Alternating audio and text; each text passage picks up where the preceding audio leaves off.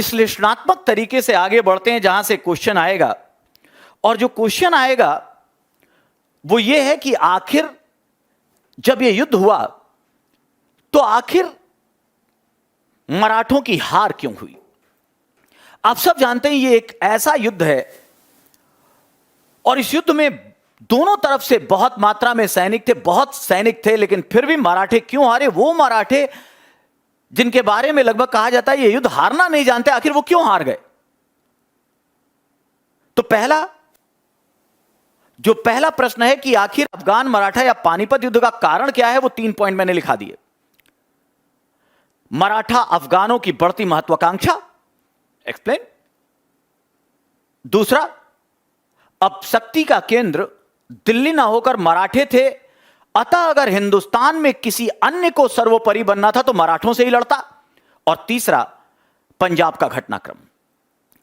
इन 3 मुख्य घटनाओं के कारण पानीपत तृतीय की पृष्ठभूमि तैयार हो गई। अब जब तैयार हो गई तो अब जब यह युद्ध हुआ और इस युद्ध में हम सबको पता है कि मराठे हार गए।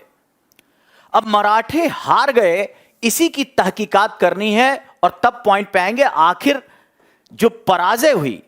और पराजय बेटा ऐसी हुई, कहा जाता है मराठा कोई घर नहीं था जहां से एक व्यक्ति शहीद ना हुआ हो। इतने लोग मारे गए।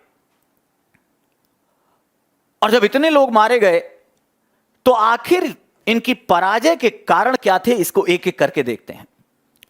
सबसे पहला पॉइंट, मेरे ख्याल से जो क्वेश्चन है उसको देखते रहते हैं।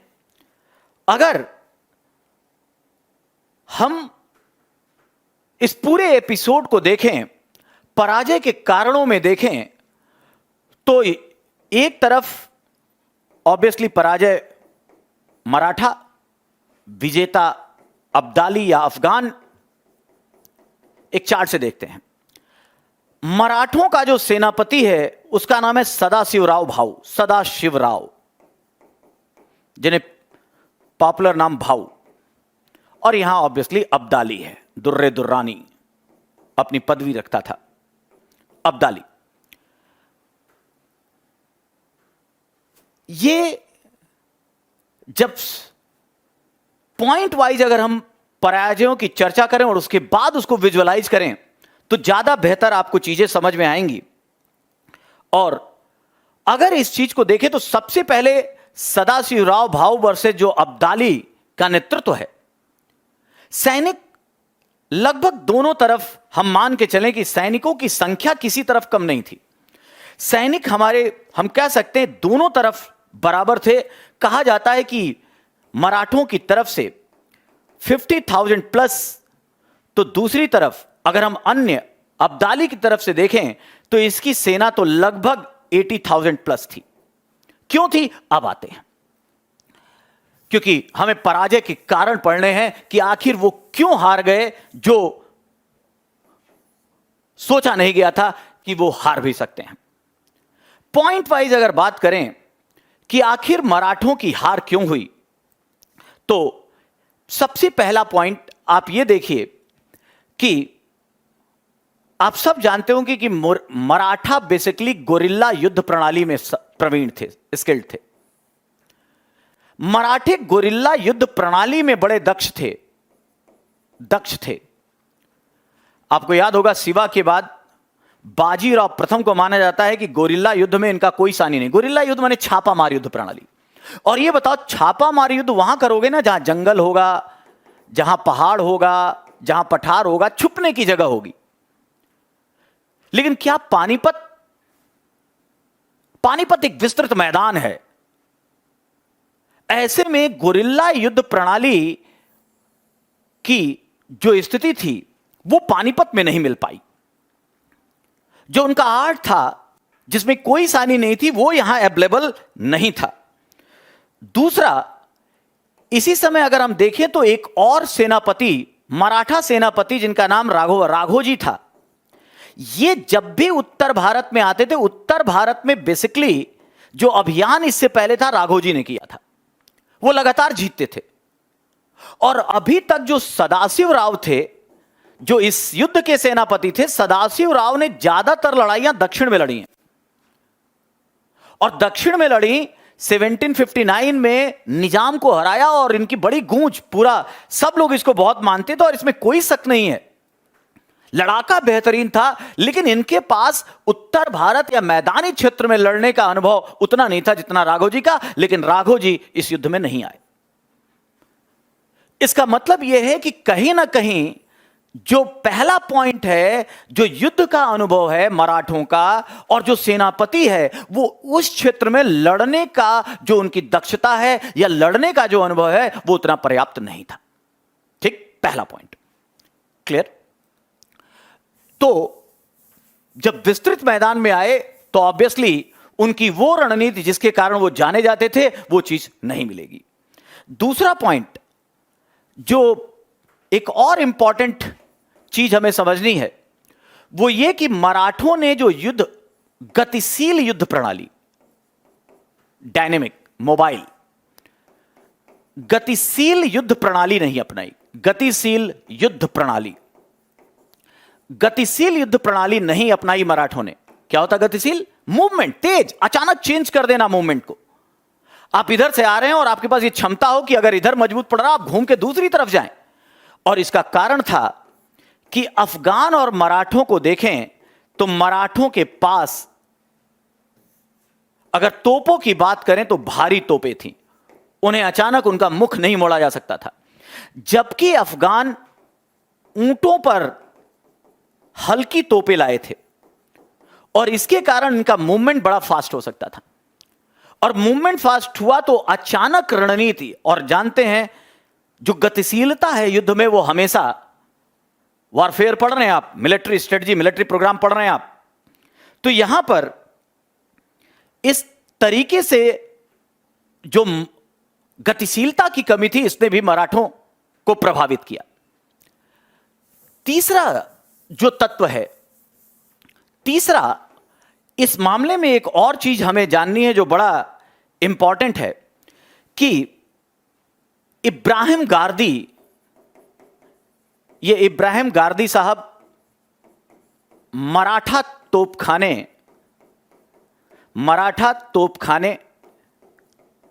के नेतृत्वकर्ता थे, नेतृत्वकर्ता बेहतरीन। इसके कारण बहुत समय तक मराठों का पलड़ा भारी रहा। इब्राहिम गारदी के नेतृत्व में मराठा तोपखाना बहुत बेहतरीन काम कर रहा था। आपको यही मैं कहानी बताने वाला हूं, यहां पर ध्यान से सुनिएगा कि जब शुरुआत हुई इस युद्ध की शुरुआत में 9 बजे के आसपास 14 जनवरी 1761 को युद्ध आरंभ हुआ और 9 बजे से लेकर 12 बजे तक मराठे लग रहा था जीतने वाले हैं। इब्राहिम गारदी के नेतृत्व में कुछ अफगान सैनिक जो फ्रेंच गन बहुत बेहतर चला सकते थे और इनकी तोपों की जो शैली और उसने जो स्ट्रैटेजी अपनाई थी वो काम कर रही थी, जीत मिलने की दिशा थी। और इब्राहिम गारदी के तोपखाने ने एक तरह से अब्दाली का जो सैन्य रचना थी, युद्ध रचना, सैन्य रचना, इसका लेफ्ट विंग, वाम भाग एकदम नष्ट कर दिया। अगर हम युद्ध की बात करें और यहां पर हैं, अभी मैं इसको समझाऊंगा, यहां अगर अफगान सेना है तो अफगान सेना अगर इस स्ट्रेटजी से है तो अफगानों का ये जो लेफ्ट विंग है ये नष्ट हो गया, सेंटर में भी दिक्कत होने लगी।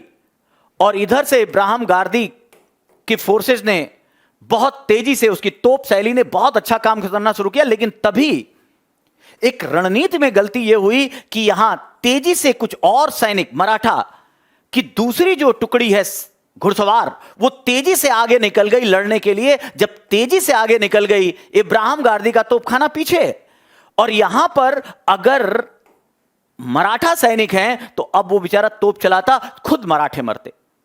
कहीं ना कहीं ये छोटी छोटी भूलें, उत्साह, तेजी, इन सब ने बैकफुट पे ला दिया मराठों को।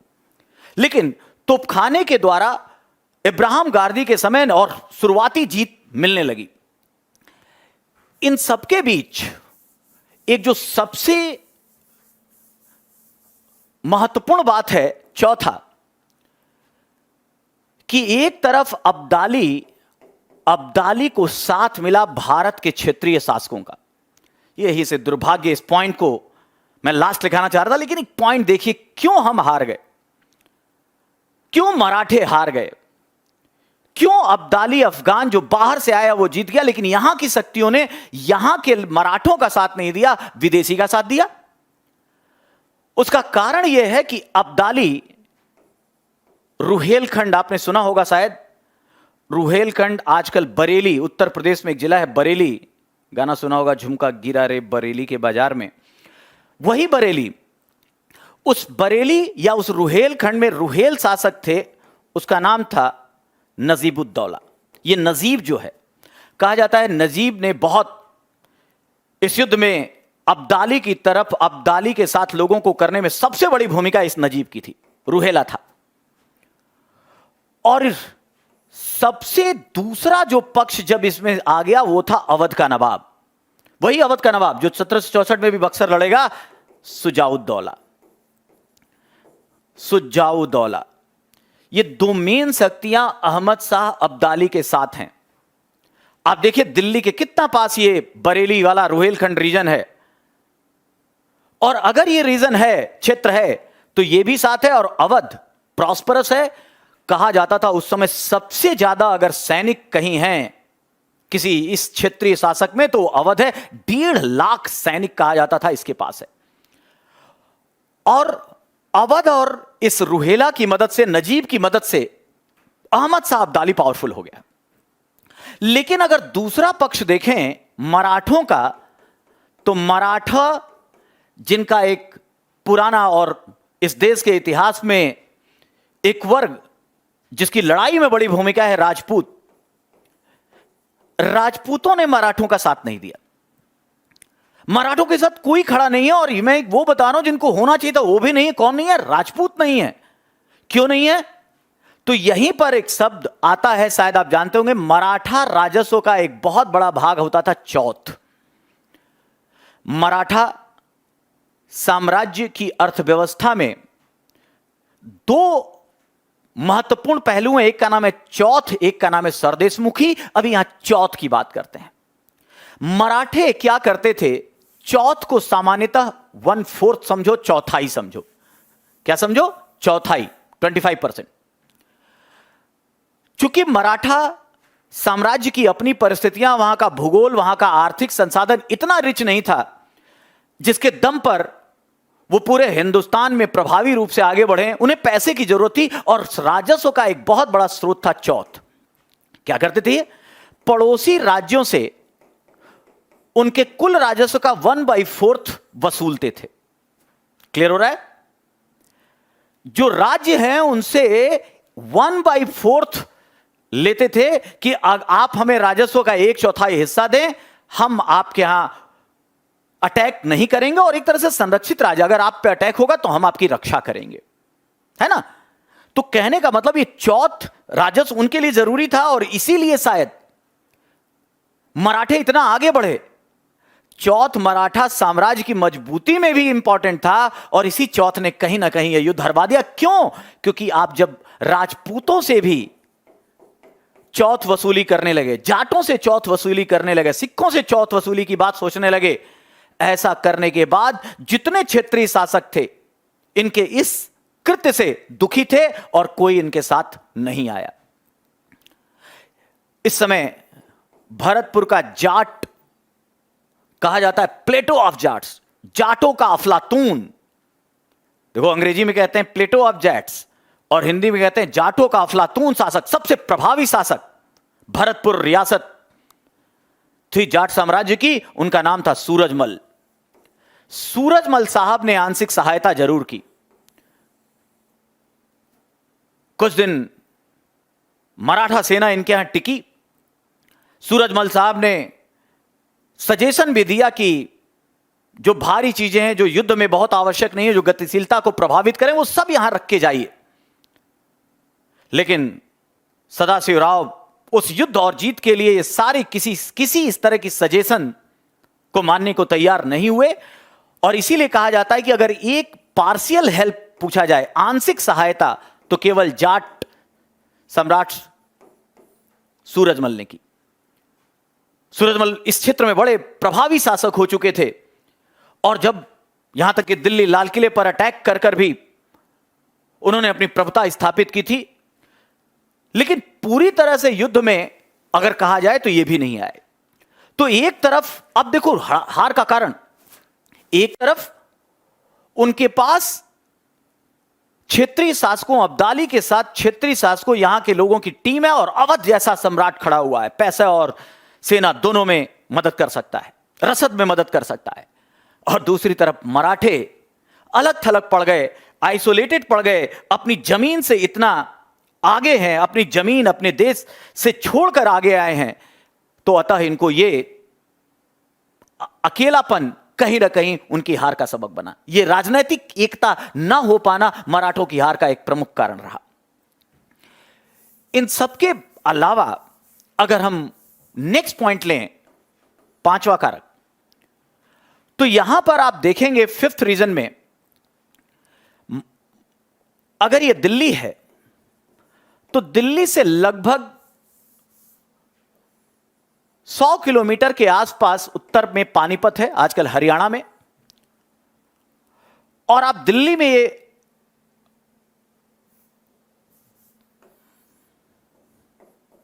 ये दिल्ली है, तो दिल्ली में ये मान लीजिए अगर यमुना नदी है, तो यमुना नदी के इस साइड पूरब की ओर, ये जो यमुना नदी है इस साइड अब्दाली की सेना है, और पानीपत यहां पर कहीं दिल्ली क्रॉस करके, और दिखाने के लिए इसको इतना दूर कर दिया, यहां पर आपकी मराठा सेना है, मराठा सेना है, और ये यमुना नदी है, यमुना नदी। अब ये सेना यहां है, और ऑब्वियसली रुहेला प्रभाव था इधर, और यहां पर है। तो मैं ये स्थिति इसलिए बता रहा हूं कि हार में बहुत बड़ा कारण था मराठों के पास खाने पीने रसद आपूर्ति का ना होना। देखो स्ट्रैटेजी बड़ी क्लियर थी, मराठों ने यहां इसलिए आया कि यहां से अफगानों को जो उत्तर पश्चिम से सहायता मिलेगी उसको रोक देंगे, ब्लॉक कर देंगे, चूंकि हम यहां आके बैठ गए। मराठे आकर यहां बैठ गए कि जितनी भी रसद सामग्री ऊपर से आएगी हम रोक देंगे। लेकिन यहां क्या हुआ, यहां यह हुआ कि अब्दाली और रुहेला, अवध, इन सबने मिलकर इस साइड अपनी सेना बना ली, अपनी सैन्य शिविर स्थापित कर ली, और हुआ ये, दिल्ली से नीचे अगर देखें तो मराठों की जितनी रसद आपूर्ति थी, सप्लाई चैन काटना है मेन। देखो कितनी स्ट्रेटजी है, सप्लाई चैन। अब मराठे कहां से निकले हैं, मान लो पुणे कोल्हापुर से, वहां से निकले हैं, कितना सामान लेकर जाएंगे। मराठों की रणनीति थी जहां लड़ेंगे वहीं के क्षेत्रीय शासक के सहयोग से खाना पीना, पैसे की कमी, सैनिक, ये सब मिलते जाएंगे। थोड़ा थोड़ा मिला भी, लेकिन पूरी तरह नहीं, और यहां रसद आपूर्ति पूरी तरह ब्लॉक हो गई, ब्लॉक हो गई। और यहां पर अब मराठे देखो, इनके पास दाएं बाएं कहीं से सहयोग नहीं मिल रहा है, कहीं से सहयोग नहीं मिल रहा है, और अब्दाली के पास सोर्सेस हैं। और जब सोर्सेस हैं इस स्ट्रेटजी, इस गलतियों से, तो यहां पर क्या हुआ कि अब देखो, और इस समय आप जानते हैं ये 1759-60 में ये पूरा जो है शिविर जम गया। 1760 में, 1760 में वास्तव में जब यमुना नदी पूरी, आप जानते हैं कि हमारे यहां मानसून आता है जून जुलाई अगस्त तक, और सितंबर तक यमुना नदी में इतना पानी है कि अब्दाली चाह कर भी इसे क्रॉस नहीं कर पाएगा, चाह कर भी क्रॉस नहीं कर पाया। लेकिन अक्टूबर 1760, अक्टूबर में ही 1760 में ही अब्दाली की सेना यमुना पार कर गई, और जब यमुना पार करके दिल्ली आ गई, अब सोचो, मैं फिर बोल रहा हूं, युद्ध कब हुआ?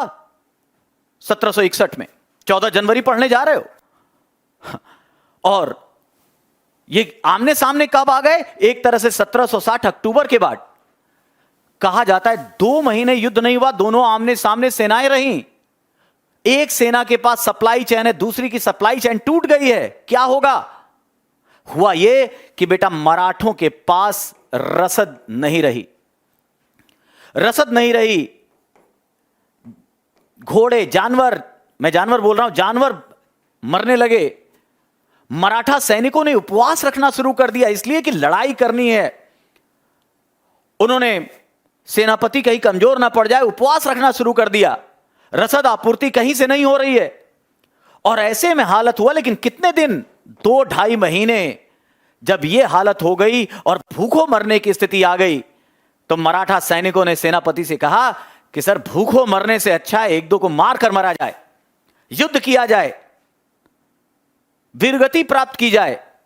और इस हालात को देखते हुए बहुत सारी चीजें पेशवा ने सोची, लेकिन उसके बावजूद जब यह नहीं हुआ तो विवश होकर 14 जनवरी 1761 को उन्हें कूच करना पड़ा, आदेश देना पड़ा, युद्ध हो।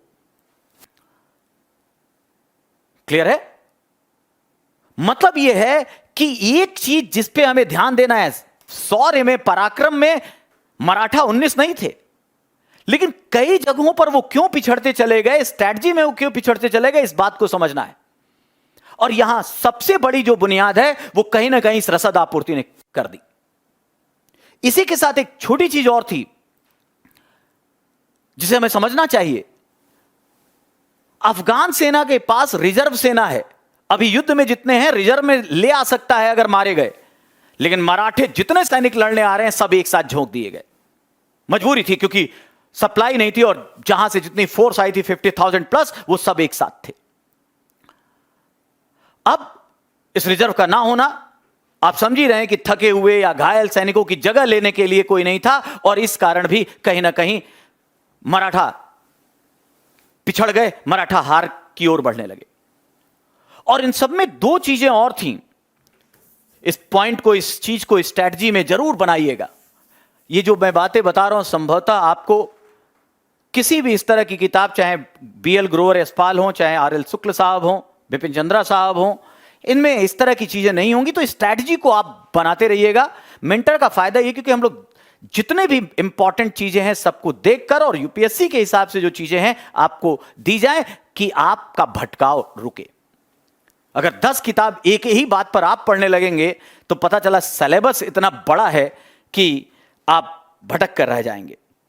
अब यहां पर कई तरीके से, अभी फिर क्या हुआ, एक चीज और याद रखनी है हार के कारण में। 14 जनवरी का मतलब है, आप जानते हैं दिल्ली के आसपास बहुत, दिल्ली की सर्दी, एक तो गाना भी है दिल्ली की सर्दी, दिल्ली में जो ठंड पड़ती है, आप जानते हो कि महाराष्ट्र की, मुंबई की ज्योग्राफी, अगर केवल मुंबई की बात करें आज के संदर्भ में, बंबई जो था, अगर वहां की ज्योग्राफी और दिल्ली की बात करें तो चूंकि वो कोस्टल एरिया है बंबई, वहां टेम्परेचर डिफरेंस बहुत नहीं होगा, और यहां दिन और रात के टेम्परेचर में दिल्ली में बहुत और बहुत ठंड पड़ती है, कड़ाके की ठंड। अब इतिहासकारों का एक समूह है जो यह कहता है कि पानीपत तृतीय युद्ध मराठे इसलिए हार गए क्योंकि वो सर्दी, वो ठंड की प्रताड़ना न झेल सके। अफगानों ने पूरी तैयारी, इस ठंड के बारे में उत्तर पश्चिम से आए थे, कपड़े वपड़े साजो सामान उनका था, लेकिन यहां की जो हालत थी, यहां की जो हालत थी मराठों की, वो पतली धोती और जो एक आम मराठा पोशाक होती है उसी में आए। कहा गया इस सर्दी ने भी बहुत नुकसान पहुंचाया मराठा सैनिकों के मनोदशा को। और इन सबके बीच जब लड़ाई शुरू हुई, लड़ाई शुरू में होने में कहा गया, जैसे मैंने कहा कि शुरुआत में लगातार मराठे लग रहे थे कि जीत की ओर बढ़ रहे हैं, और जब जीत की ओर बढ़ने लगे और लगातार 9 बजे से 12 बजे तक के युद्ध में लगा कि मराठों के शौर्य में एक तमगा और जुड़ने वाला है, लेकिन तभी एक घटना होती है। भारतीय इतिहास में ऐसी घटनाएं खूब हैं। घटना यह होती है कि इस युद्ध में नाना साहब का पुत्र विश्वास राव भी गया था। 20 साल के लगभग इनकी अवस्था थी, और अगले पेशवा यही विश्वास राव होते। तो युद्ध का अनुभव लेने सदाशिव राव पे सबको यकीन था, भेजा। और सदाशिव राव ऑब्वियसली इनको बहुत मानते थे। जब युद्ध चल रहा था तो अचानक सेनापति सदाशिव राव ने देखा कि संभवतः विश्वास राव गोली लगी या वो दिख नहीं रहे। और जैसे ही, और यहीं कहा जाता है भावना, इमोशन, सेंटिमेंट्स कई बार युद्ध में बहुत घातक सिद्ध होते हैं। सदाशिव राव हाथी पर बैठे थे। सब हाथी पर इसलिए बैठा जाता था कि सारे सैनिक उस अपने सेनापति को देखकर एक तरह से कहिए मोटिवेट होता रहे, प्रोत्साहित होता रहे, क्योंकि जब तक वो है आपको लड़ना है। लेकिन विश्वास राव और वो प्रेम, इसलिए बहुत ज्यादा प्यार भी अच्छा नहीं होता। तो वहां हुआ क्या कि विश्वास राव को देखने के लिए, उन्हें ढूंढने के लिए सदाशिव राव उतरे हाथी से, घोड़े से चलने लगे और उनको तलाशने लगे। और ऐसे में जब देखा गया कि अरे सदाशिव राव तो है ही नहीं, सैनिकों ने देखा तो दो घटनाएं हुई। वो अफगान सैनिक जो लगभग हार मानने की स्थिति में आ रहे थे, उनमें जोश आ गया, उनको लगा कि अब तो सेनापति मारा गया। और दूसरी तरफ मराठे सैनिक जब देखते हैं कि उनके पास उनका सेनापति नहीं है, तो उनका सेनापति नहीं है तो थोड़ा हतोत्साहित होने लगे। उनमें एक तरह से कहिए कहीं ना कहीं उस सेना में हड़कंप मच गया, और इसने भी जो अफगानों में एक जोश भरने में और मराठों की हार में एक भूमिका निभाई। तो कुल मिलाकर पराजय के कारणों को अगर देखें तो पराजय के कारणों में ये 6 या 7 पॉइंट जो मैंने लिखा है, इन सबको आपको एक जगह रखना है।